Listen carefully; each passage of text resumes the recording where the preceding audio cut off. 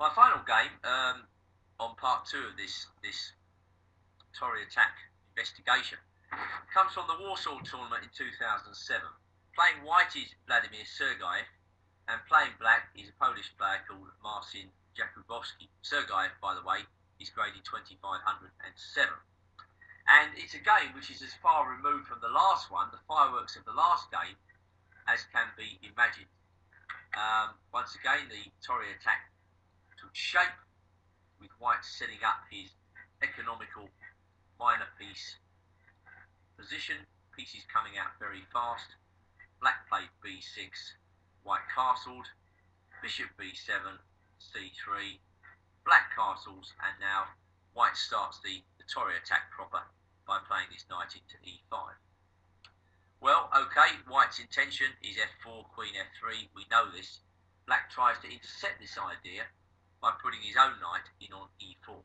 This is a valid method.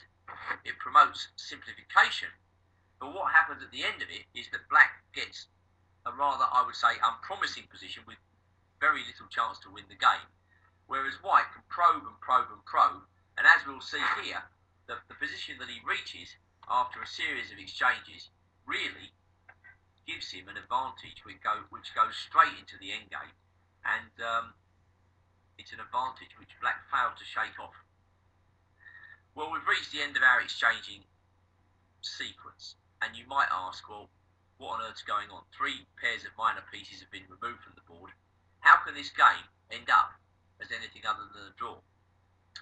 Well, the fact is that in this position, black is quite a bit worse. He's worse because whereas white's bishop has the freedom of the board, the black bishop is chained to the pawn on e4. This game will reinforce the idea of good versus bad bishop.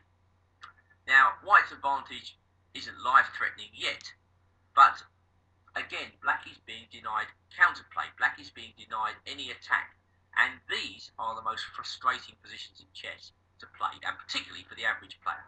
The average player likes nothing more than a good old-fashioned slugfest, or at the very least, a position where he's going to enjoy the game.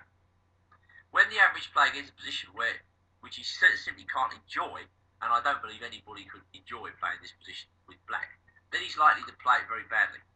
And so it is here. Sergeyev is like a vampire. He's drained all the life, drained all the blood out of black's veins, and now it's a question of finishing the job.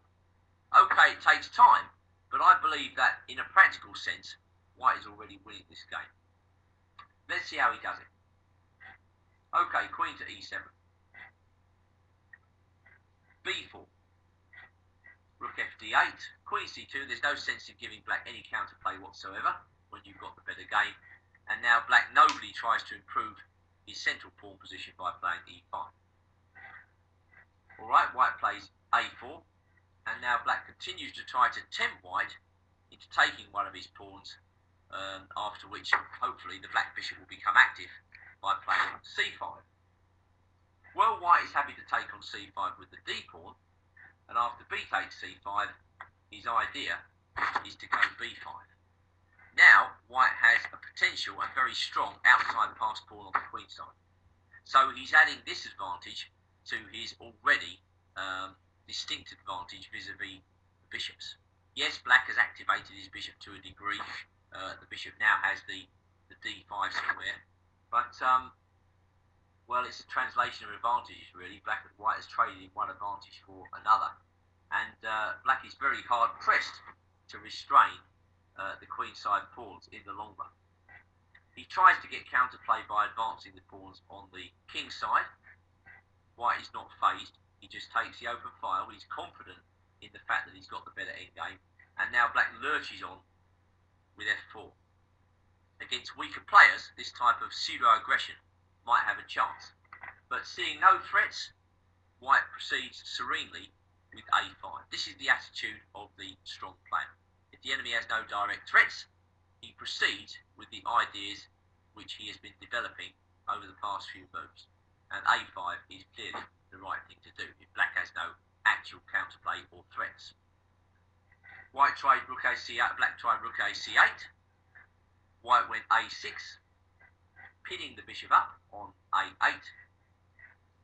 Bishop came to c4 check, king h8, and now white goes for the very clear-cut plan of exchanging off the rooks. Rook takes d8, rook takes d8, and now rook to d1. It's all very easy to understand. White is angling for his better endgame. The endgame is set up all those moves ago by trading off the minor pieces. Well, I don't know. I think black is really struggling in this position. Whatever he does, he tries to give his king a bit of luft on the back row by playing h6. White does the same with h3, and now black plays queen to g5. Rook captures on d8. Queen takes d8, and now queen back to c1. Again, it's impossible to see any counterplay for black in this position. You know, his pawns are fixed. His bishop's trapped in the corner.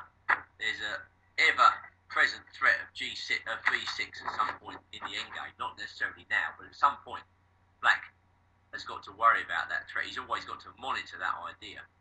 So white can take his time. After g5, he played king f1. Black played king g7. White played king e1, and black played king f6.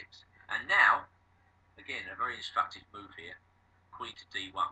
Very clear-sighted move. He's happy to play the bishop ending white because he can see that, well, the black bishop will never see the light of day in this endgame.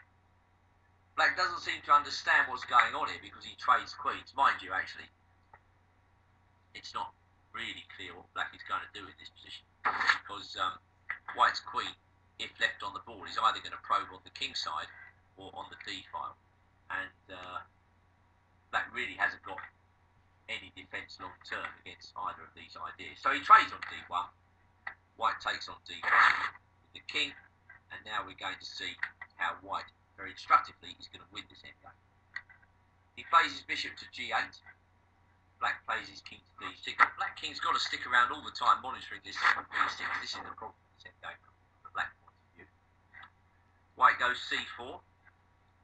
h5. Next stage is to fix the king side pawns, which white does very instructively. This lames the black majority. Bit similar to the exchange variation of the Rye-Lopez. You know, black's got this 5-pawn majority on the king side, but it's going nowhere. White has just blocked them. So white is ineffective in this position of pawn up.